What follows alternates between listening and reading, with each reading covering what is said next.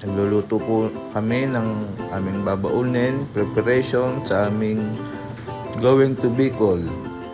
Kaya na po, hinanda na po namin mga gamit. It's already magwa 1 AM na nung umalis kami. Dasal muna bago umalis. Nang po ang poging driver, ako po yun. Na po, harurot na. Kaya po kami umalis ng maga kasi baka mamaya Lucena na po to.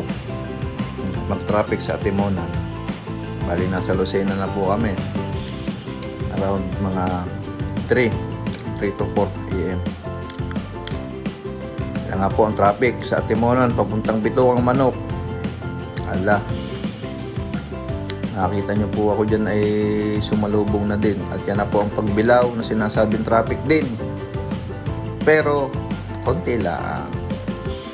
At yun na po, sumikat ng araw. Kami po ay nasa may Lopez Quezon na po kami. Medyo karagtag dahil ang daan ay medyo malubak. At ito po ay nasa may Lopez pa rin.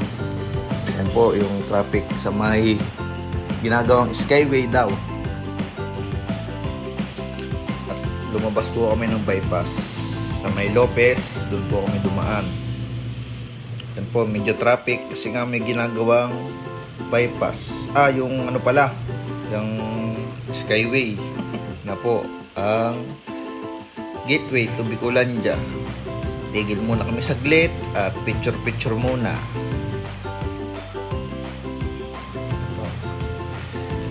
Iihi muna at nangangatal na daw.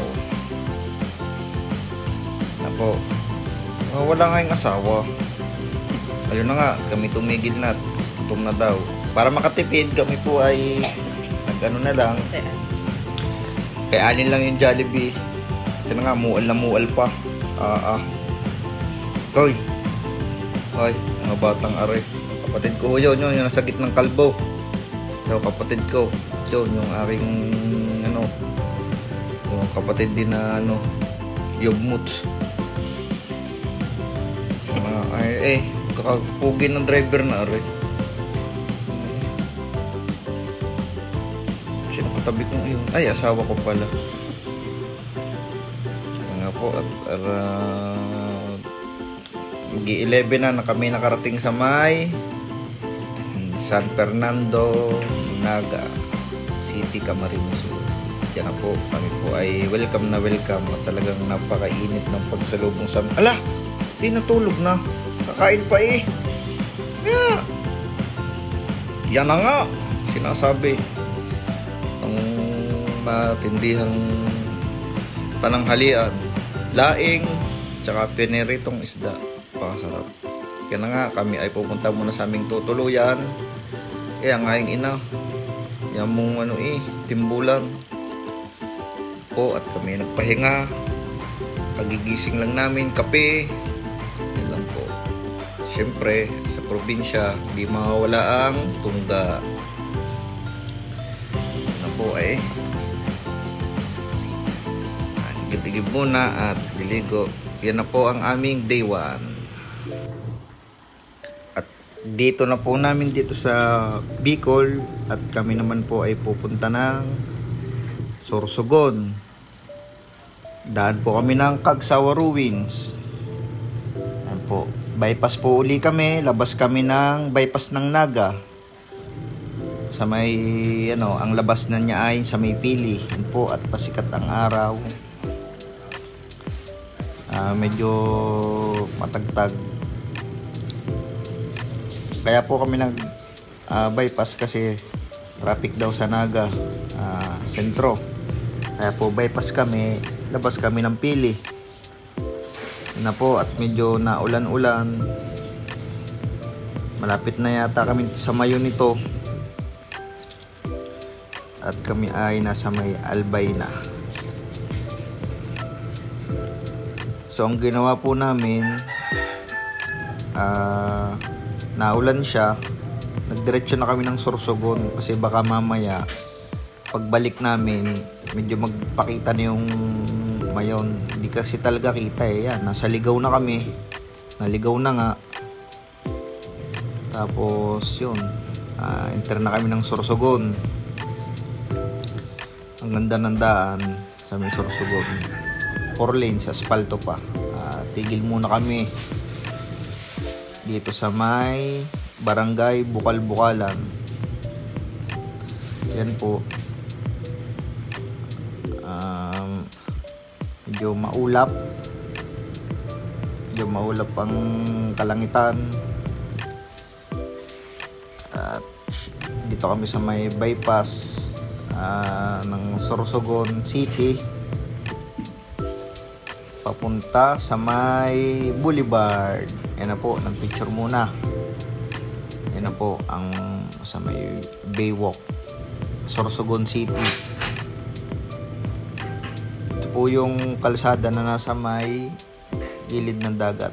At ito po yung Coliseum sa may Sorsogon City.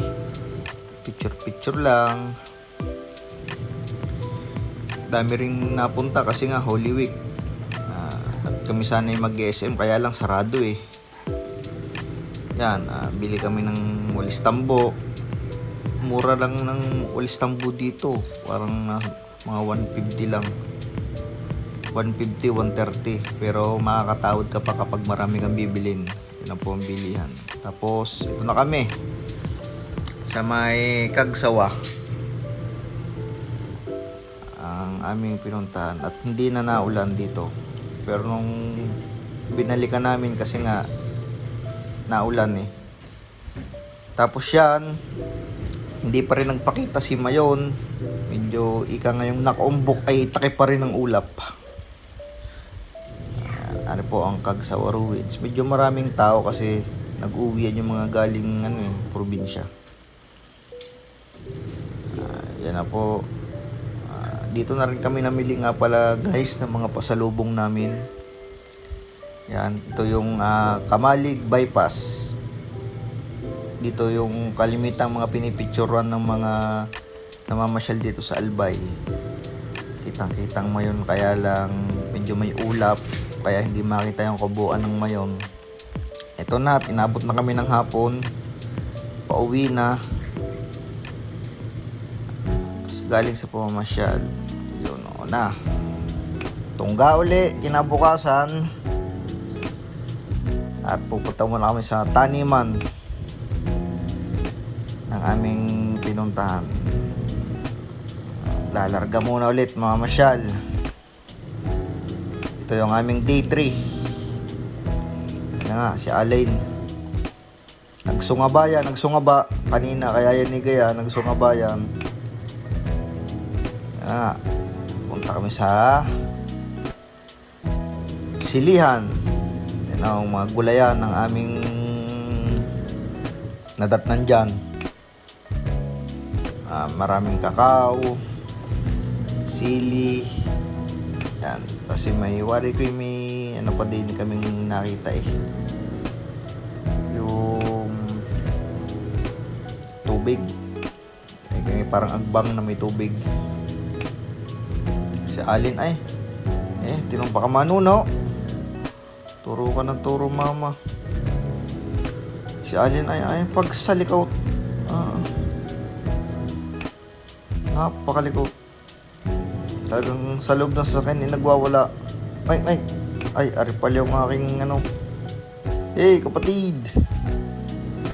Na, at kami ay uuwi na. Balik na uli kami doon sa birthday Hindi ko na naipakita yung mga handa at dahil lang ay, pangit pa, paumis-umis pa. Yan na nga, nagnakaw pa ng kakawari batang aray. Papikit-pikit pa eh. Yan, kami nagmi-meeting at daw ang hapunan. Yan, balik na uli kami din sa At ang aming pinuntahan pala dito, guys, ay tabing kalsada lang. Tabing kalsada lang kami. Itong aming pupuntang ito ay sa may Kalabanga at bibili daw ng itong alimangong inay. Dito guys, mura mga bilihin, mga tuyo, seafoods sa Kalabanga. Nari yung napunta naming magandang spot ng picturan. Ano ba yun? Sino ba yun? Sweet.